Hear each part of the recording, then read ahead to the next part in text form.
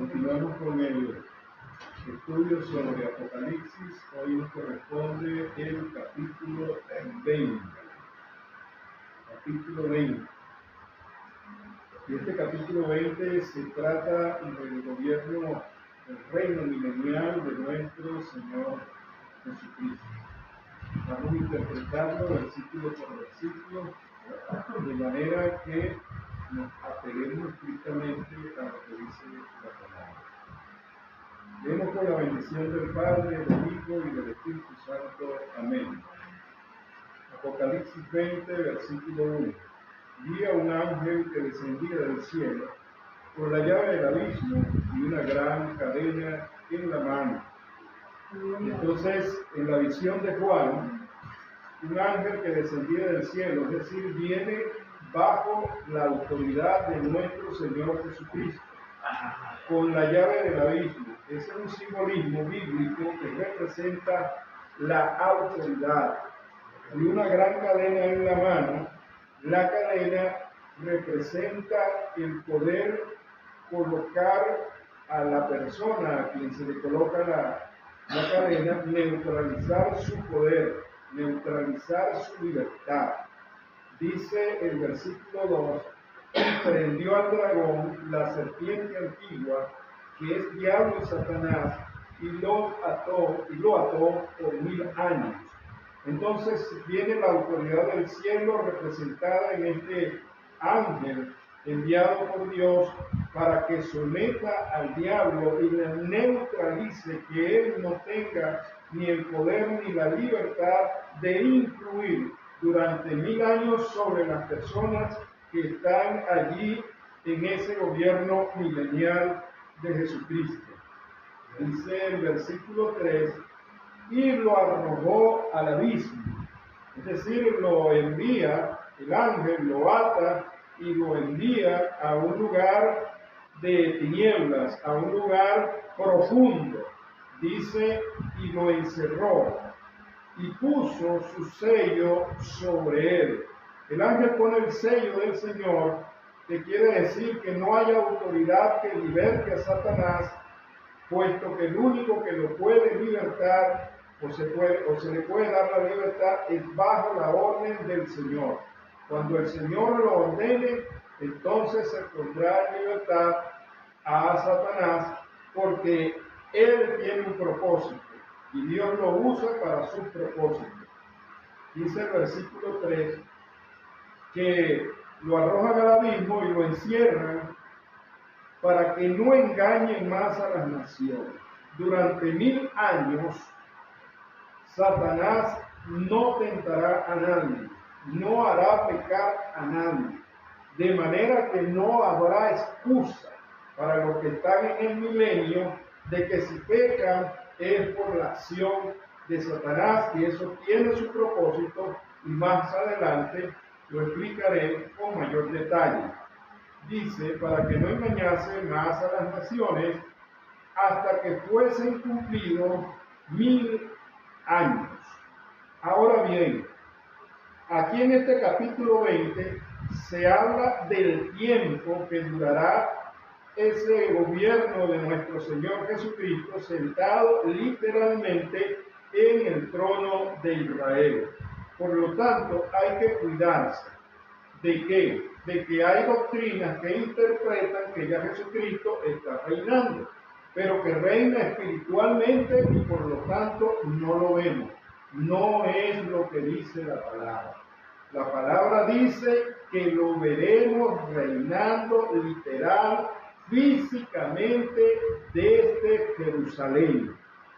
Ahora bien, muchos dicen, bueno, pero es que la única vez que aparece la palabra 1000 años es en Apocalipsis 20.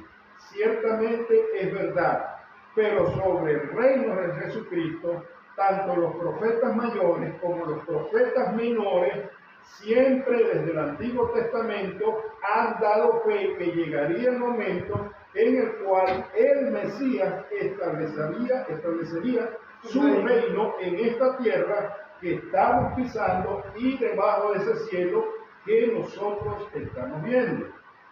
Vamos a leer Isaías capítulo 9, versículos 6 y 7. 9, 6 y 7 dice: porque un niño no es nacido, hijo nos he dado, y el principado sobre su nombre, y se llamará su nombre admirable, consejero, Dios fuerte, Padre eterno, príncipe de paz. Entonces de ahí nosotros estamos viendo el anuncio del gobierno milenial de nuestro Señor Jesucristo. Una de las condiciones que serán restauradas sobre esta tierra es que habrá paz, porque gobernará el príncipe de paz. Habrá justicia, rectitud y equidad, porque gobernará con vara de hierro, con justos juicios. No gobernará según lo que miran sus ojos o lo que oyen sus oídos, sino según su sabiduría e inteligencia. Los dilatados de su imperio y la paz no tendrá límite sobre el trono de David y sobre su reino, disponiéndolo y confirmándolo en justicia y en juicio y en justicia, desde ahora y para siempre. El celo de Jehová de los ejércitos hará esto. Por esa palabra que aparece allí, que dice lo dilatado de su imperio y no tendrá fin, entonces muchos interpretan que no puede estar el reino de Jesucristo solamente asignado por 1000 años. Pero miren, hermanos, la interpretación es esta: durante 1000 años estará gobernando literalmente en esta tierra, pero posteriormente que las naciones sean juzgadas, que los pecadores sean juzgados, que sea echado al lago de fuego Satanás, el anticristo y el falso profeta, comenzará la eternidad con Cristo. Amén, gloria a Y ahí Dios. se aplica lo dilatado de su imperio, no tendrá fin. Es decir, tiene sus etapas y sus momentos históricos, y eso hay que entenderlo de esa manera. También podemos ver, voy a leer Isaías capítulo 11, versículo 1 al 9, que nos dice: saldrá una vara del tronco de Isaí, y un vástago retoñará de sus raíces, y reposará sobre él el espíritu de Jehová en mayúscula, espíritu de sabiduría y de inteligencia, espíritu de consejo y de poder, espíritu de conocimiento y de temor de Jehová. Y le hará entender diligentemente en el temor de Jehová. No juzgará según la vista de sus ojos, ni adquirirá por lo que oigan sus oídos, sino que juzgará con justicia a los pobres, y arguirá con equidad por los mansos de la tierra, y herirá la tierra con la vara de su boca, y con el espíritu de sus labios matará al impío. Y será la justicia cinto de sus lomos, y la fidelidad ceñidor de su cintura. Morará el lobo con el cordero, y el leopardo con el cabrito se acostará. El becerro y el león y la bestia doméstica andarán juntos, y un niño los pastoreará. La vaca y la osa pacerán, sus crías se echarán juntas, y el león como el buey comerá paja, y el niño de pecho jugará sobre la cueva de las pid, y el recién destetado extenderá su mano sobre la caverna de la víbora. No harán mal ni dañarán en todo mi santo monte, porque la tierra será llena del conocimiento de Jehová, como las aguas cubren el mar. Recuérdese que por el efecto del pecado se trastornó la creación, pero en el gobierno milenial serán restauradas ciertas condiciones. De esa manera se parecerá al Edén, cuando Adán y Eva estaban bajo la comunión del Señor. Aunque sí existirá la muerte, pero la longevidad, es decir, los años que se vivirán, serán mucho más años que los que podemos vivir actualmente. Habrá justicia, no habrá inseguridad, no habrá tampoco el peligro de que los animales salvajes nos ataquen, porque hasta la creación, los animales serán restaurados como al principio. De manera que será una bendición el reino milenial de nuestro Señor Jesucristo. Vamos a ver qué dice 1 Corintios capítulo 15, 42 y 44 para entrar en el versículo 4. Así también es la resurrección de los muertos. Se siembra en corrupción, resucitará incorrupción. Se siembra en deshonra, resucitará en gloria. Se siembra en debilidad, resucitará en poder. Se siembra cuerpo animal, resucitará cuerpo espiritual. Hay cuerpo animal y hay cuerpo espiritual.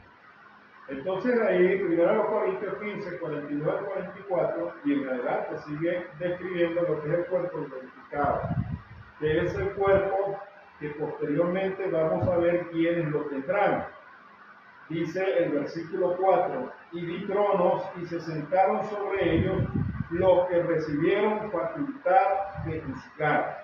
Y nos preguntaríamos entonces, ¿quiénes tienen la facultad de juzgar al lado de nuestro Señor Jesucristo?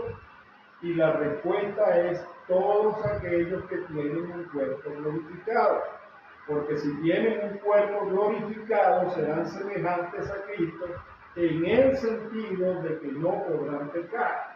Y si no pueden pecar, entonces pueden juzgar justamente junto con el Señor. Y seremos, dice la palabra, semejantes a Cristo en esa condición. No habrá pecado, porque la vieja naturaleza pecaminosa ha sido sustituida por la nueva naturaleza creada según nuestro Señor Jesucristo. Entonces, ¿quiénes tendrán esa naturaleza glorificada?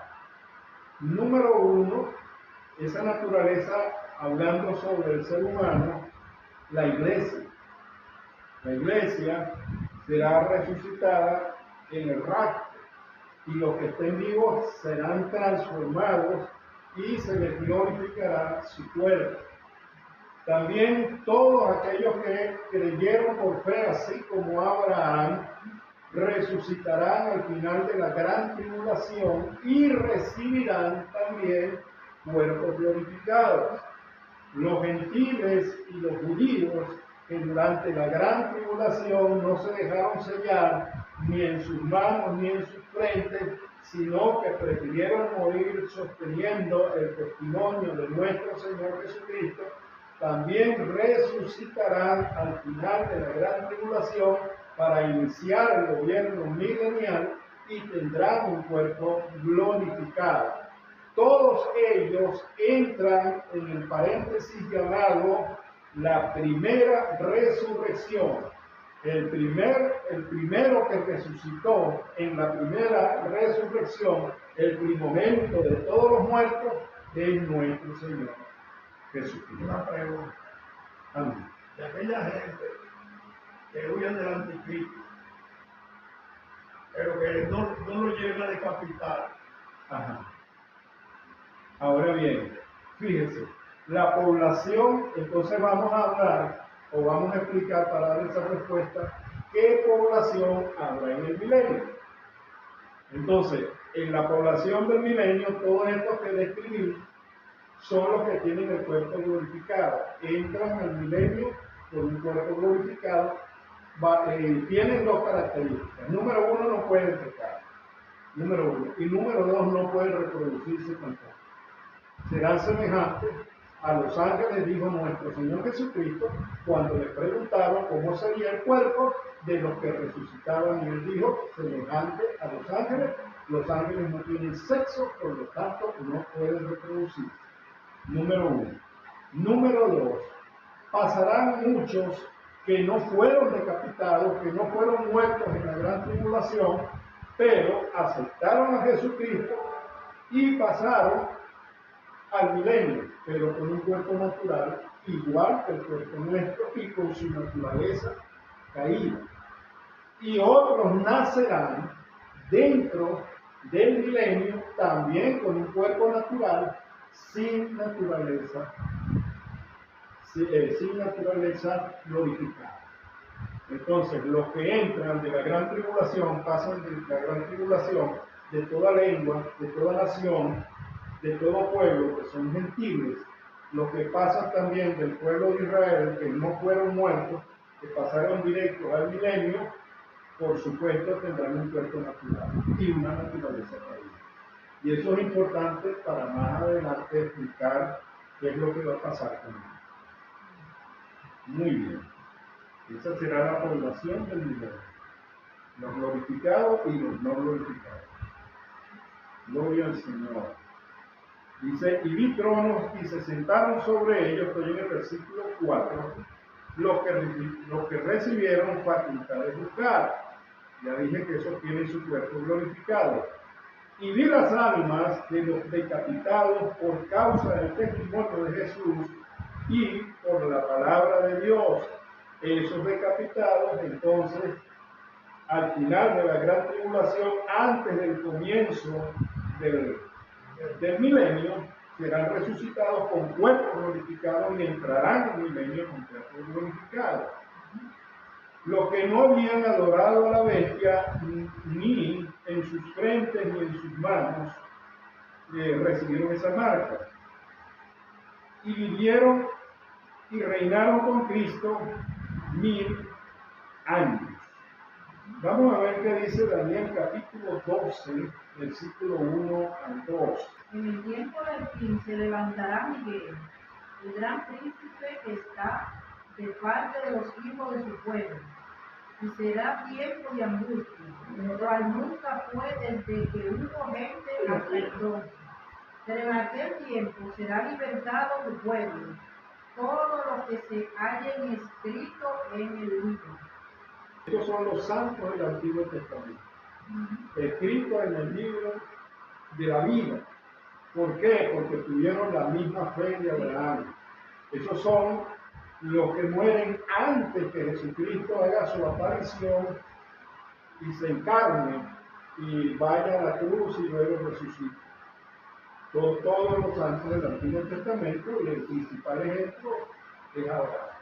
Creyó Abraham por fe, que fue contado con justicia.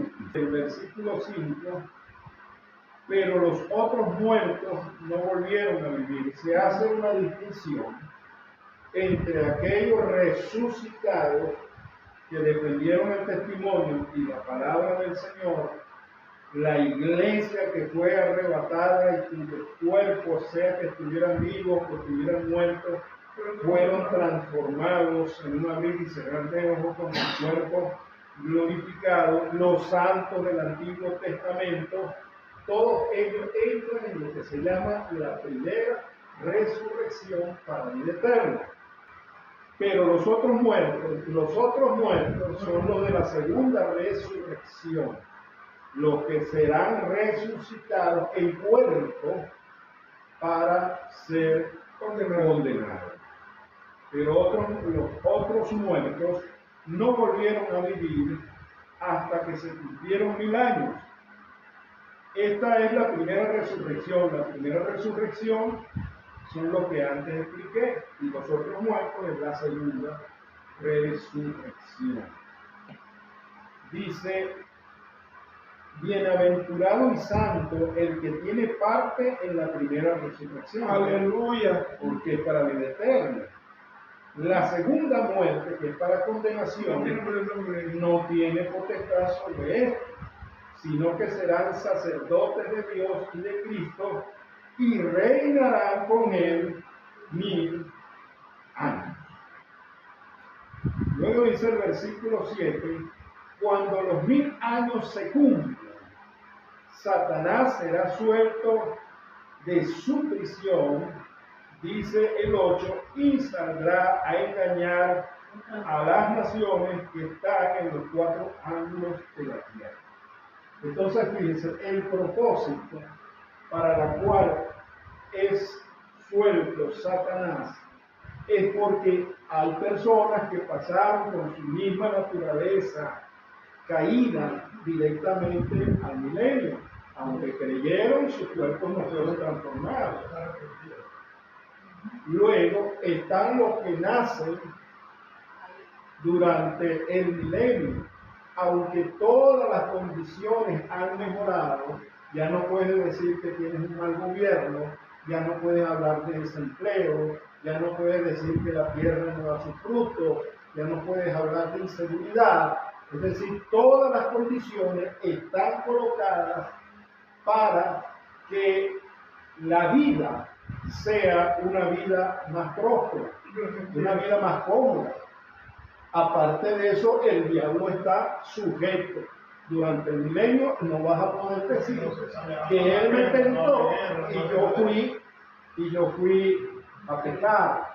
Esas almas tienen que ser probadas.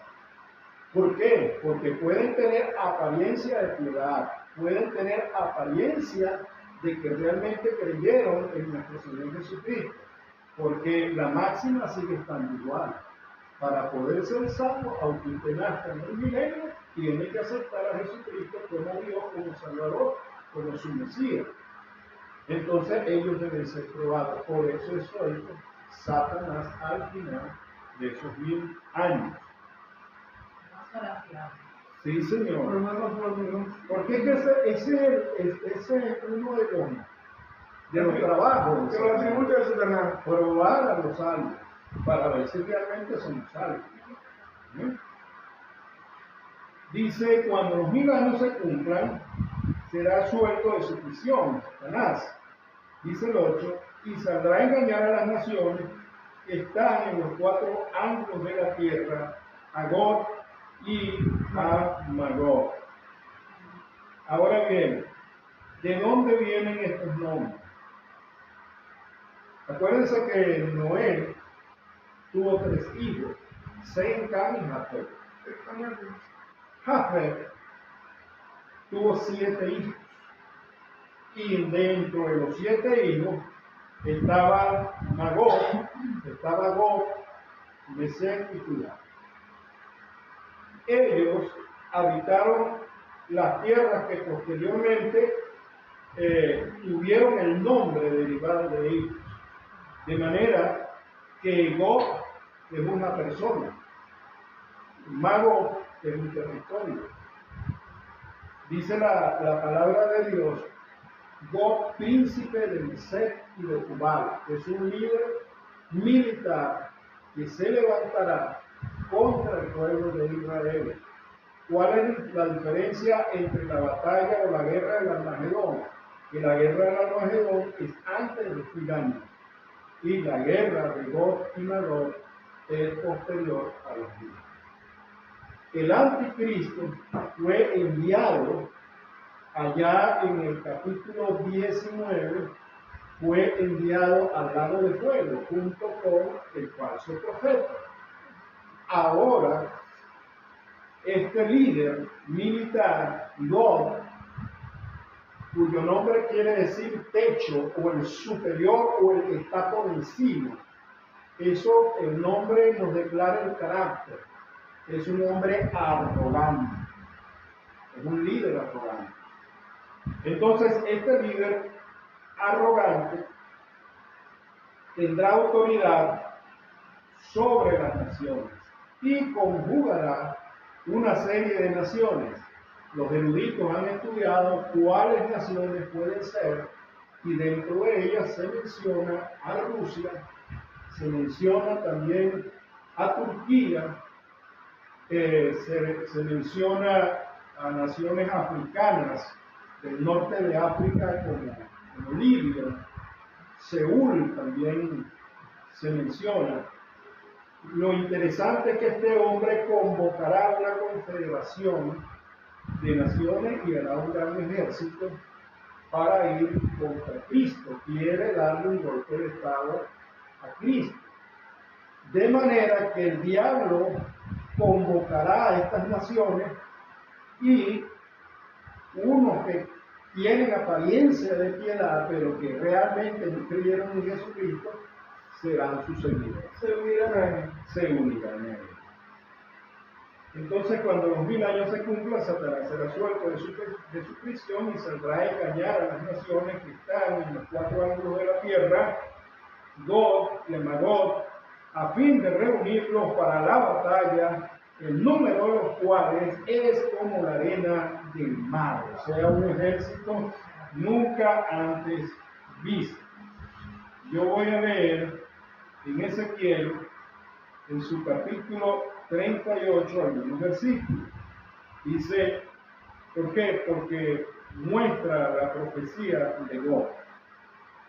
Aunque unos teólogos han dicho que lo que se describe en Ezequiel no es lo mismo que se describe en Apocalipsis capítulo 20, estuve buscando y no hay ningún registro bíblico ni histórico de que en el Antiguo Testamento o en el Antiguo Israel se haya producido esta batalla.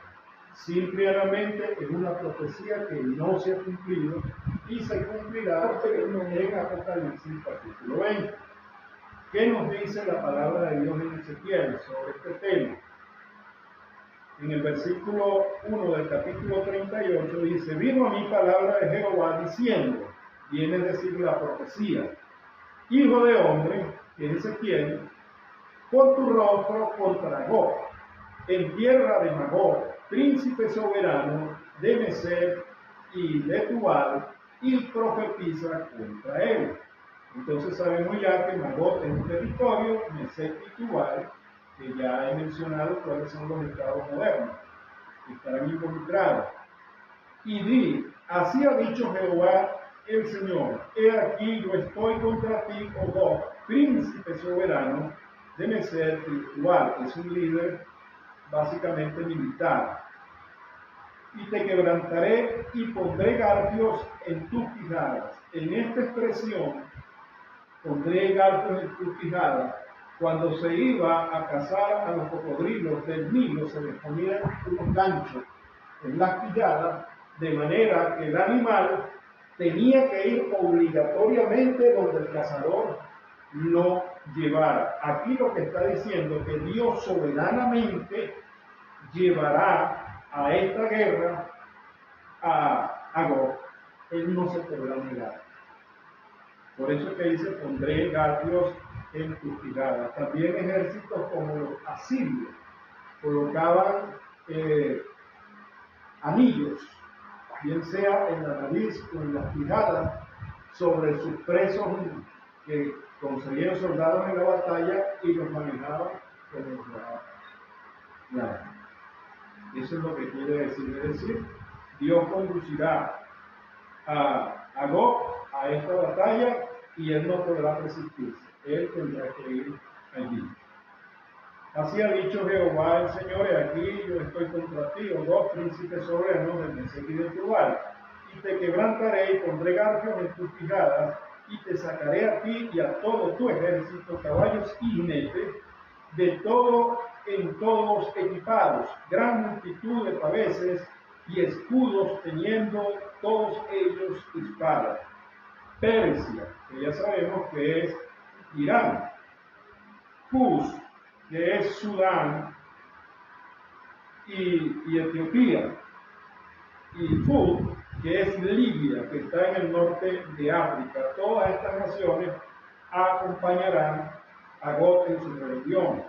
Gomer, que tiene que ver con la tierra de Turquía, y todas sus tropas, la casa de Togarma, de los confines del norte, y todas sus tropas en muchos pueblos contigo. De los confines del norte vendrá Rusia y vendrá Asia también. Prepárate y apercíbete, tú y toda la multitud que se ha reunido a ti, y sé tú su guarda. Y aquí el eje que los conduce. Luego dice en el versículo 18 de ese capítulo 38, en aquel tiempo, cuando venga Gog contra la tierra de Israel, dijo Jehová el Señor, subirá mi ira y mi enojo, porque he hablado en mi celo y en el fuego de mi ira, que en aquel tiempo habrá gran temblor sobre la tierra de Israel, que los peces del mar, las aves del cielo, las bestias del campo, y toda serpiente que se arrastra sobre la tierra, y todos los hombres que están sobre la faz de la tierra, temblarán ante mi presencia, y se desmoronarán los montes, y los vallados caerán, y todo muro caerá a tierra. Y en todos mis montes llamaré contra él la espada, dijo Jehová el Señor. La espada de cada cual será contra su hermano, se matarán unos a otros dentro de ese ejército invasor. Y yo litigaré contra él con pestilencia y con sangre, y haré llover sobre él, sobre sus tropas, y sobre los muchos pueblos que están con él, impetuosa lluvia, piedras de granizo, fuego y azufre. Y seré engrandecido y santificado, y seré conocido ante los ojos de muchas naciones, y sabrán que yo soy Jehová. Eso será el fin de God, príncipe de Mesec y de Tubal. Esa es una profecía que no se cumplió. Sí, pero son dos personas diferentes. El anticristo, como ya dije, pues, será echado vivo en el lago que arde con fuego y azufre. Capítulo 19 de Apocalipsis.